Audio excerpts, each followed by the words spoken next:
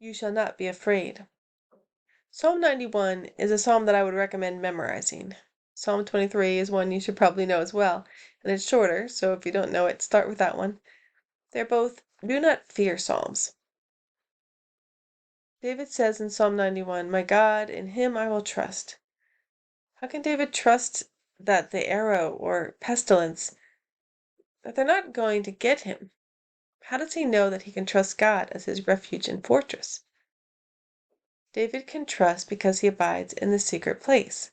He dwells in the shadow of the Almighty, the Most High God. David takes refuge under God's wings. Picture being sheltered in the shadow of God's wings. What does that look like? It looks like you are huddled close to your Father God, tucked in for comfort and protection. If you were tucked under Almighty Father's wing, could you be afraid?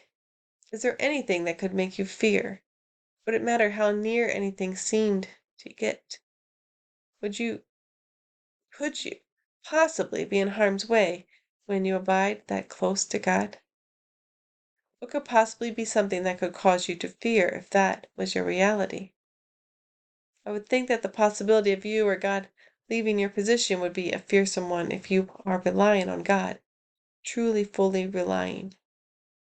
God gives us promises in His Word, such as, "I will never leave you nor forsake you." So that leaves us. We can walk in the closeness of God's presence, knowing His covering of comfort, warmth, protection, as long as we don't walk away ourselves. We have promises about that too, though. It's called God's keeping. We have a good shepherd that leads us, but also one that goes after the sheep that went astray. We have a God that makes sure we lack no good thing, and one that exercises control over the devil. We have no reason to fear. Tuck in, sleep in peace.